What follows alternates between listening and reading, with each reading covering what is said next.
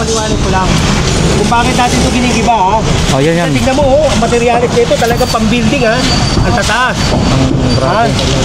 Ito, kaya natin ito ginigiba. Ako nga pala si General Sukat, ha? July 11, 2025, ha? Anong oras na? Alas 2. Ito, ginigiba natin to dahil vertical structure. Ha? Pinaggastusan nila to, pero hindi nila iniisip yung magiging epekto. Eto eskwelahan. Opo. Kung gaano kataas to, ganun din to. Lahat ng hangin dito, hindi makapasok doon kasi yung mga bata, tingnan mo, walang hangin, oh. Yes. Kawawa naman. Sila lang ang nakikinabang. Ha?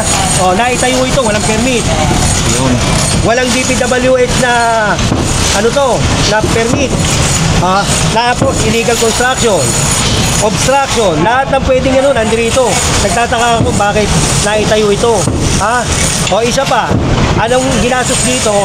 Pera ng bayan, 19 million to. Ngayon, ginigiba na. Totoo pala. 19 million. Ito, ginigiba. Diba? Kinayang nila yung pera rito. Hindi man lang nila inisip kung ano yung magiging epekto. Diba? Pero General, kung aking i-estimate to, walang 19 million. Hindi ako maniwala sa 19 million po ito. Kung totoo, yung realidad, yung realidad. Alam mo naman, syempre, di ba? Ang inaano ko rito, unang-una nga, walang permit, walang DPWH na permit. Obstruction pa po. Yun yung kinalalagyan niya. Tapos illegal construction, tayo tayo ng ganito. Sabi ni Yorme, ang bangketa para sa taong bayan, hindi para sa pansarili lamang. Ito, tingnan mo, di ba? Sana inisip muna nila kung ano yung magiging epekto nito. Di ba? Pwede naman sila magtayo ng General, mari ba natin malaman kung sino po bang nasa likod ng pagpapatay ng building na to? Si Eddie tsaka si Patty at tsaka yung boss nila. Eddie at si Patty hanggang ngayon namamayag pa. Nakita mo 19 million, di ibig sabihin malaki. Diba? Marami palang doon. Tingnan mo, chairman, hindi lumalabas dito. Wag lang mag.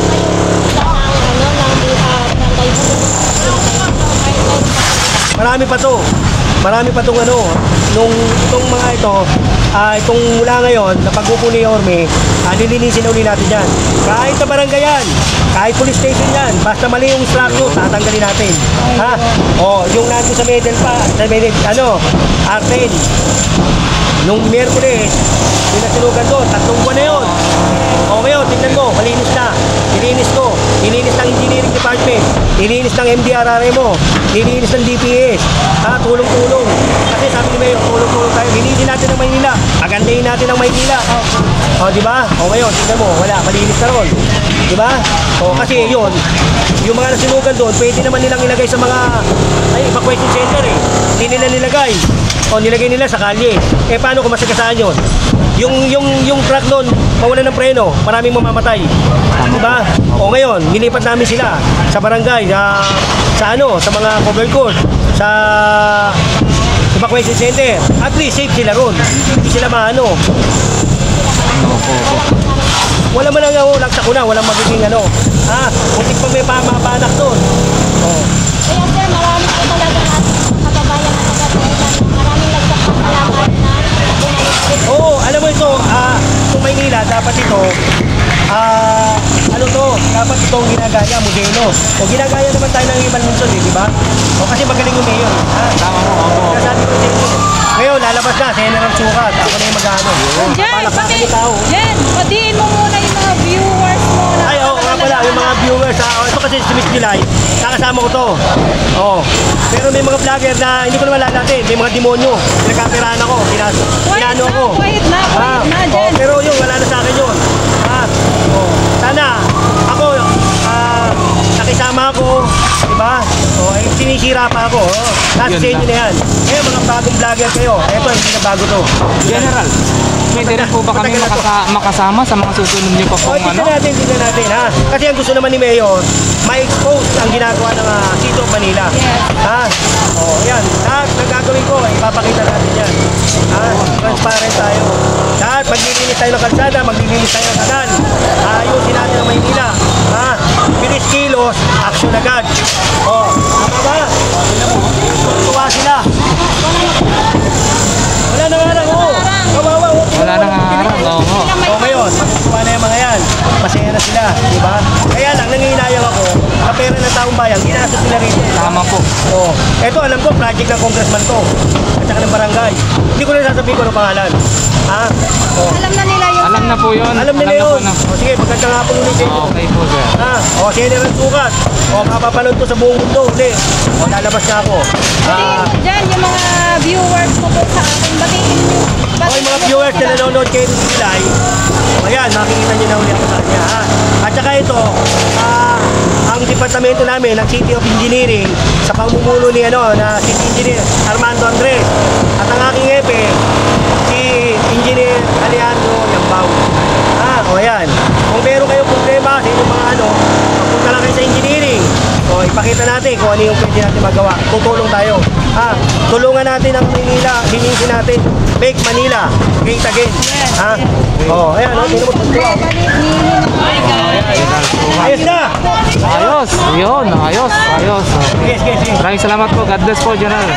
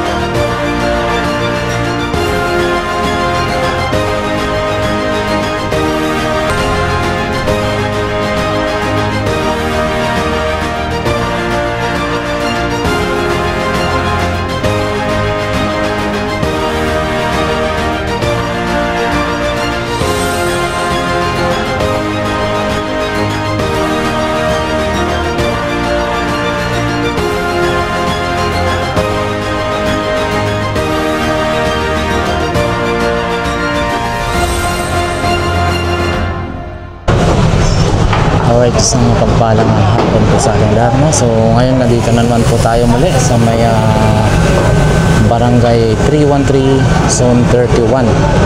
So dito lang ho yan sa Chodora Alonso corner Doroteo Jose. Okay, sa may tapat mismo po ng Arellano High School, no? So dahil nga dito sa barangay hall na nakatayo ho dito sa mismong sa may bangkita, no? So ayan, wala pong permit at syempre lahat hindi bawal po yan, yung kinatatayuan niya dahil nasa bangkita po siya. So ayan, tuluyan ng pinagiba. So napakasayang naman mga boss yung nagastos dito, no? Ang laki daw, ewan na kung totoo, 19 million something. So ayan. So i-try po din po natin umakyat mga boss at sisilipin natin yung sitwasyon sa taas. Although kahapon ay na natin, nakaakyat na rin ho tayo rito sa apat na palapag na building na ho ito. So ayan, sayang naman yung naging budget na napunta ho dito, no? So ang mahal, grabe.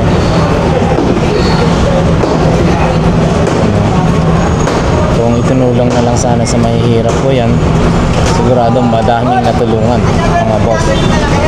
Ayan, try din natin umakyat mga boss. Ito pala yung isang exit ba ito o pasukan o exit ng mga estudyante, no? Dito sa may Arellano High School. Ayan, daming mga gumagawa mga boss. Daming tawag na ito, nag-iiba. So bali ang lapad ba tawag doon? Mula dito hanggang doon is parang 2 meters lang o yan. And then yung pinaka naman niya, Bossing, mga ilang meters po kaya po yan sa palagay nyo? Ilang meters? 20 meters? Mula doon hanggang doon, yung pinaka ano naman niya. So, possible no? Or hindi lang siguro.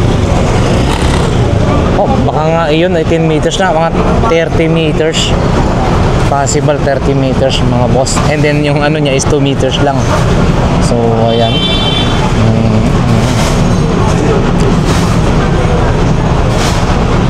Mga ilang ano to araw, wala na ho ito. Hindi ba na talaga lahat.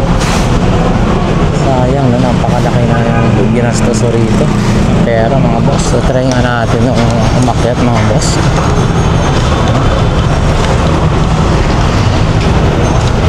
Try natin akyatin. Yun.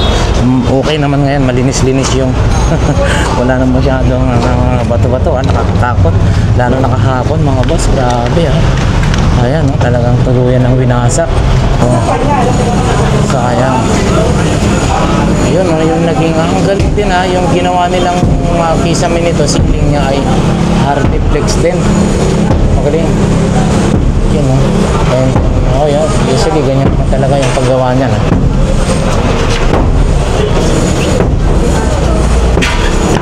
1919 lang. Akala ko 19. Pero laki ang pa rin ang isip. Ayan, boss.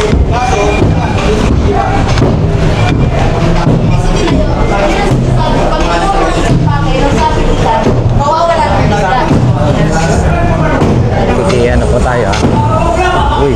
Sir, wala kang fear of height? Ba? Hindi ka natatakot umakyat? Hindi naman po. Iakit ka. Baka sabi ko kahapon, baka ito na yung huli.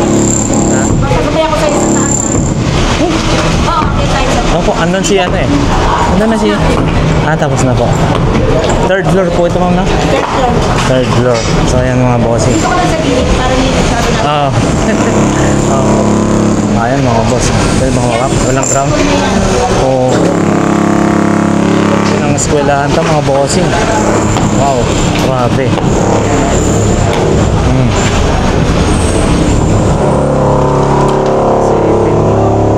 Yan, parang ano lang, 2 meters lang talaga yung pinakalapan. Pero mahaba po siya. Yan. Ito. Ang pondo nito na mahal, ang laki-laki ng pondo rito.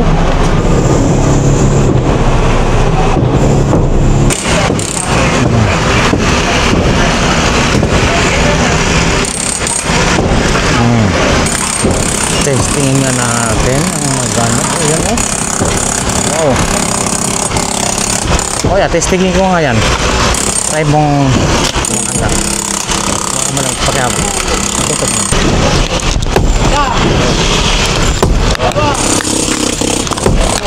Tibag lahat. Sabi ng city engineer hanggang Martes daw Hanggang Martes, kailangan tibag na ito lahat. Tapos papatayan ulit. Hindi na. Akala ko papatayan ulit, pero kailangan nakahang para madaanan yung bangketa. Baka hindi ba ito kataas? Oo, ayan mga boss. Akala ko po papatayuan ulit, pero nakahang na para madaanan yung pinakabangketa. Ayan mga boss. Sige boss, salamat po. Ingat po kayo lagi. Ingat po kayo lagi.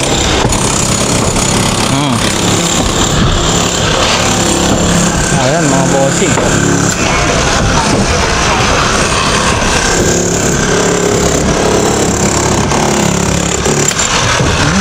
Grabe mabilis pala yung pantibag.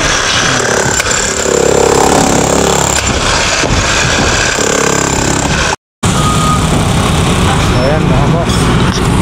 Dito na nga dito tayo ititingnan natin kung ano ba yung pinaka makikita natin dito mga bossing. Yan tingnan nyo no. Ito yung style na yung itsura niya kapag nandito tayo sa pinakabangketa na kanyang kinaroroonan, no? So ayan. May pagitan pala ho dyan, no? Sa building na to. Ayan, no? So pag nawala talaga ho ito, gaganda na yung harapan ng eskwelahang ito, no? So ayan mga boss, check natin ha. Tingnan nyo ha. Ayan, hinahakot na talaga yung mga pinagtibagan.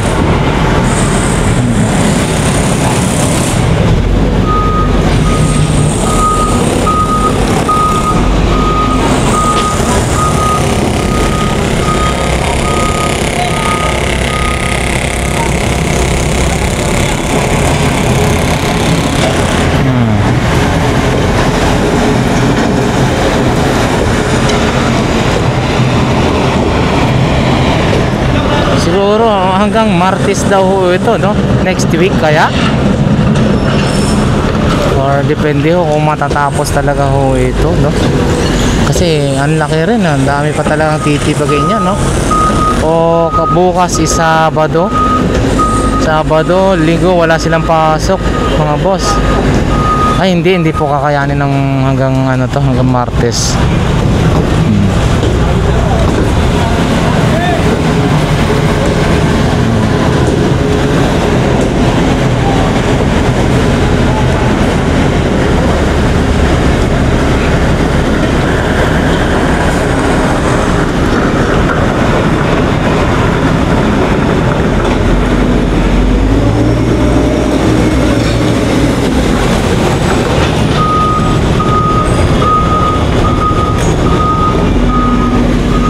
Ayan mga boss ha, kung makikita nyo, ayan no, ang dami nila nagtitibag dun sa taas.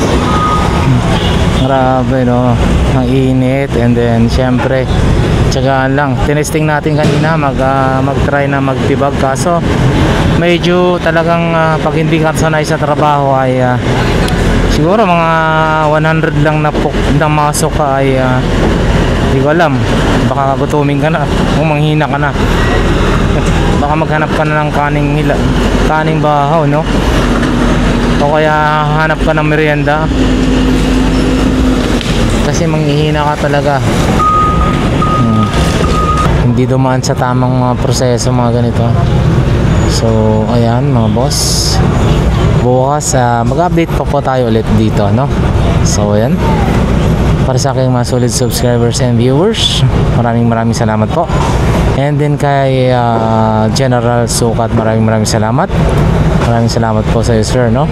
God bless po lagi. Ingat po kayo lagi po. Ayan. Ayan mga boss, dito na nga dito tayo ititingnan natin kung ano ba yung pinaka makikita natin dito mga bossing. Yan no, tingnan nyo. Okay no, ito yung style na yung itsura niya kapag nandito tayo sa pinakabangketa na kanyang kinaroroonan, no? So ayan, may pagitan pala ho dyan, no? Sa building na to. Ayan, no? So pag nawala talaga ho ito, gaganda na yung harapan ng eskwelahang ito, no? So ayan mga boss, check natin ha, tingnan nyo ha. Ayan, hinahakot na talaga yung mga pinagtibagan.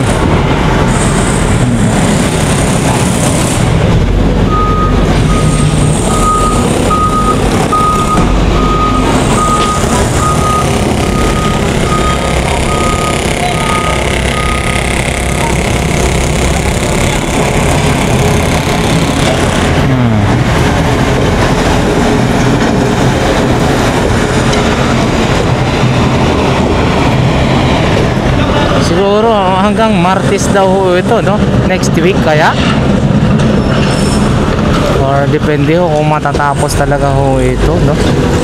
Kasi ang laki rin, ang dami pa talagang titibagin niya, no? O bukas is Sabado. Sabado, Linggo, wala silang pasok, mga boss. Ay hindi po kakayanin ng hanggang ano to, hanggang Martes.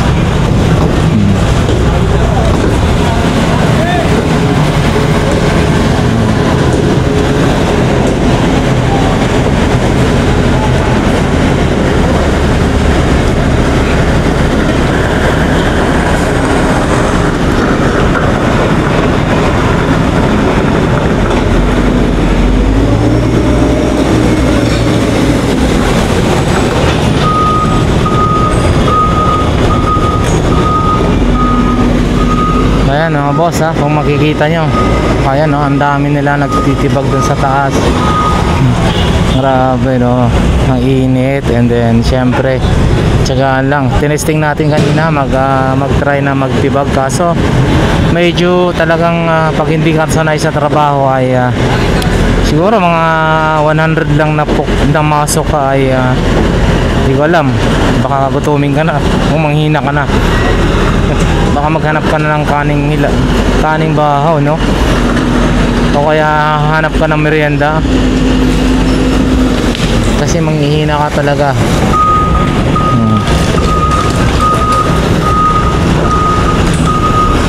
So yun na nga guys, puno naman yung isang truck no, City Engineer's Office. Ayan.